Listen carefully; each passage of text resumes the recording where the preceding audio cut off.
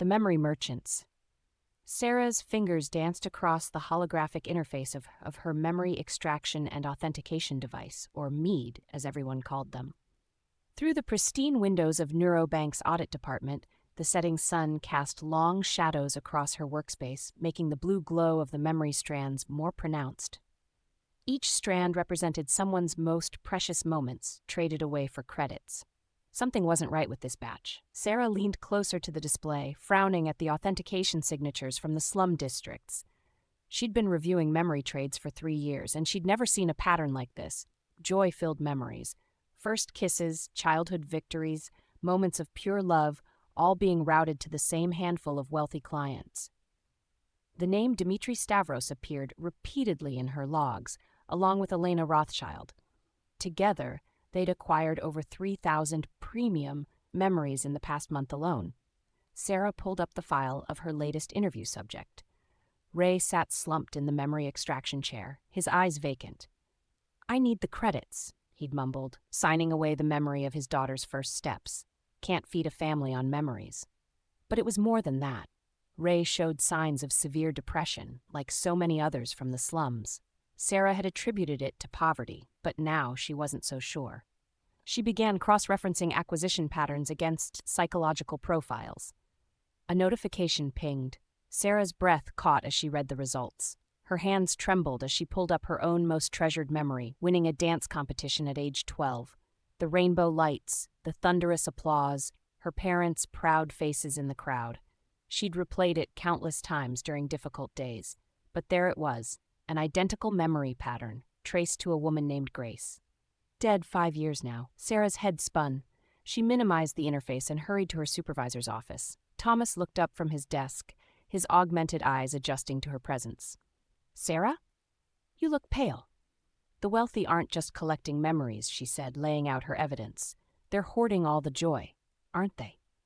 Thomas's face hardened. He pressed a button, and his office windows frosted over. "Sit down, Sarah. It's time you understood how things really work." He explained it clinically, like discussing the weather. The wealthy weren't merely collecting memories, they were curating their consciousness, replacing every traumatic experience, every moment of doubt or pain, with purchased happiness. And the poor? Left with only their trauma, their grief, their struggles.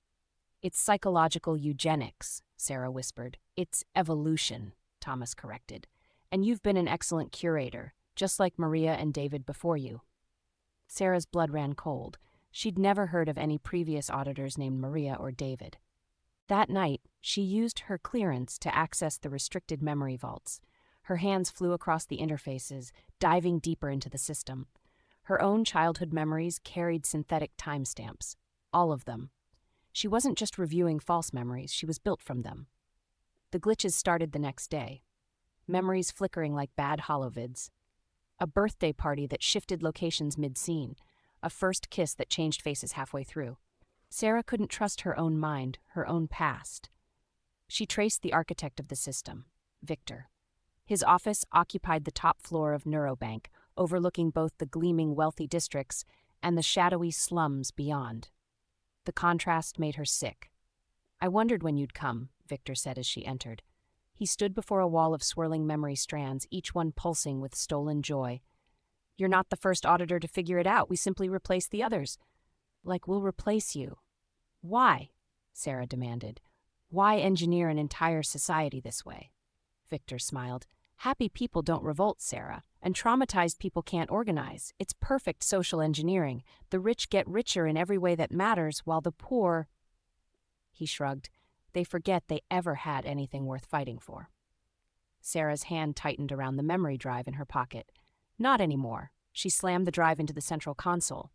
Alarms blared as her virus spread through the system, broadcasting the truth to every Mead in the city.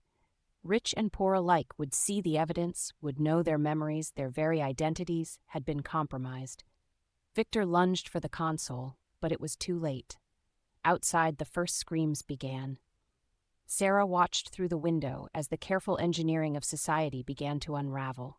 In the chaos that followed, as the wealthy faced their suppressed traumas and the poor remembered their stolen joy, Sarah sat in her apartment and held her dancing trophy. She couldn't remember if it was real anymore, couldn't trust a single memory in her head. But she could choose what to do next, could choose who to become. She set the trophy down and walked to her window. The city blazed with the light of 1,000,000 Meads, 1,000,000 people confronting the truth about themselves. It wasn't the end of memory trading. That would take years to dismantle, but it was the beginning of something authentic. Sarah smiled. Some memories weren't worth keeping, but this moment, this was real. This was hers, and no one could buy that from her.